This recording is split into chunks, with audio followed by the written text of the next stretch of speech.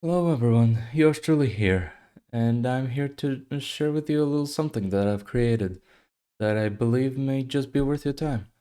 This little something is a whole attempt of mine to tackle English spelling reform. In this, I've created not just a system, but also some tools for you to be able to experiment with it to your liking. But before we get to the tools, I'd like to explain about the system and what it is about.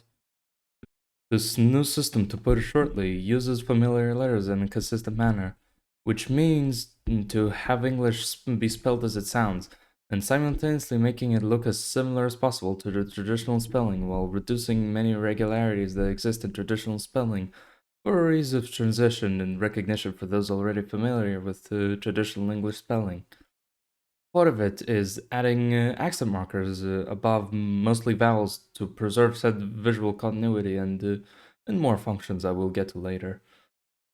To see what it is like right now, you can turn on the subtitles for this video and see how much you're able to read and understand it, given your knowledge of traditional English, of course.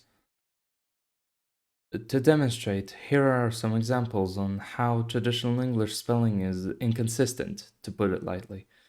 There are silent A's, for example, that are also inconsistently used, such as in cake or have. The same spelling might suggest similar pronunciation, but apparently no, not in traditional spelling it doesn't. You might also know these examples. These words with these letters, this combination of letters can be read at least 7 different ways. These ones specifically tough, through, rough, though, drought, and cough. Or, for example, this B letter that shows without rhyme or reason.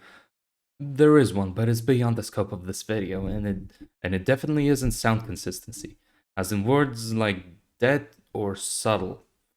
So you see, English spelling has long been outdated and didn't get a proper DLC for quite some time now. With that, this is now my attempt at making one. So without further ado, let's take a quick tour of the tools available. So to show you the digital tools currently available, I'll be taking you for a short tour on the website.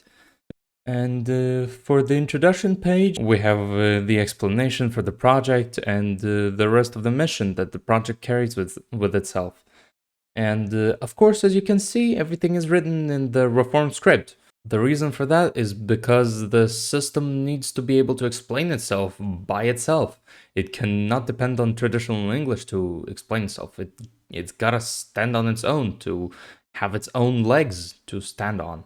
And next we have the learn page, where you can, well, learn about the system and how each sound maps into what letters alongside conjugations and special cases, etc. And the beauty of it all, you already know almost everything, so it's just a matter of time getting used to certain combinations of letters seen together. No combination of letters used in the system isn't already used in traditional English, so then there's, of course, my personal favorite tool, which is the converter. A sophisticated converter tool that converts traditional English text into the spelling system, as it has of the time of filming this around 10,000 unique entries. So, of course, not every word is currently available, and some might give errors. But as the project grows, I will be actively working on expanding that inventory, and in turn make it truly be able to convert every single text from traditional English spelling into the updated system. Allow me to demonstrate. So this is the converter. Next, there's the dictionary, with only about 100 entries as of now, but it shows what a dictionary for English might look like in the future. It isn't much different from traditional English dictionaries, except it has entries that traditional English ones include as part of one entry. For instance, this word. Those are two different words entered as a single entry. But for this dictionary, those are two different entries because those are two different words. Those are use and use, which are indeed two different words that mean two different things in the spoken language. Or it has entries that traditional English dictionaries have as two separate entries, but in this dictionary they are merged into one. Those occur when certain words are converted to be the same, but not all words that sound the same will be under a single entry. For example, the word for here.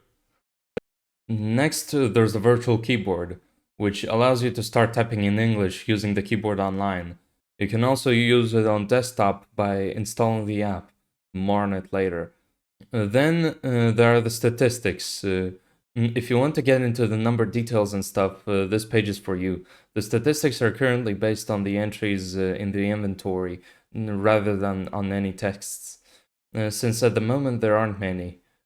Which, by the way, brings us to the next page on the website. The resources page, which consists of the extra resources available from the website. These are at the moment the aforementioned desktop app, which has the learn, converter, and dictionary features alongside a desktop keyboard which you can install to use on your computer. All of it is free to use. In addition, you can see the works that are original, like the first English book, which is the foundational work that lays the ground for the project as a whole. Feel free to give it a read. It's all free. The book also comes alongside some known texts that have been transcribed to the spelling system. At the moment, there are just 2 of these texts. They are, of course, free as well, so feel free to check them out and give them a read yourself. With that all done, that was a quick tour of the website so far. Now for a potential list of questions that I thought you people might have regarding the project. Where do I join? First of all, welcome aboard. Secondly, you can visit the website at englishproject.org, spelled with an I, and check out the Discord server to find company there and stay in the loop on how the project is going at the moment. Both links in the description. How do I learn to read and write in the system? You can see the learn page in the website. There you can see how each letter corresponds to which sound, and practice reading the text. This can take some time getting used to, but overall will prove easy to read and write once you get used to the spelling system, and frankly, much faster than traditional English spelling has ever been. How do I type in it? You can type in the website right now with the virtual keyboard available there. But if that doesn't satisfy you, I do plan on creating keyboards on all operating systems, both desktop and mobile. At the moment of filming, you can use these keyboards on Windows and Mac OS from the English Plus app. As soon as you download it and install the keyboard layout into your computer, with enough support, I will be able to create keyboards for the other remaining platforms as well. And what about different dialects? How will you handle pronunciation differences across different accents with the spelling system? The project's spelling system gives out a default spelling that each dialect and variant can expound upon for their pronunciation variants. The default is largely based on the most common standard variant of the word in question, as it is used in the most spoken standard variant I'm speaking to you in right now, meaning General American. I don't make the rules here. Not to say other variants are rejected, quite the contrary. If anything, the spelling system handles the dialects of English much better in that you can shift the letter pronunciation, even in variants, thanks to English words being able to be neatly divided into different lexical sets. This is the exact point that I mentioned earlier about accent markers. So, for instance, you got this word pair, which is data and data, path and path, character and character, beta and beta, anti and anti, and so on. Furthermore, different dialects of English have different spelling systems. Say British versus American spellings. For example, traditional color.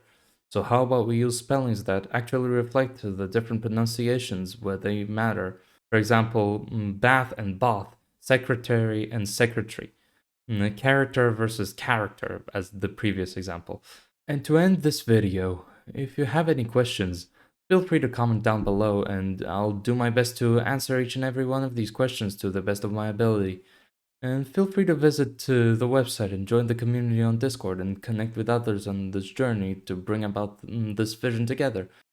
Till then, see you later, folks.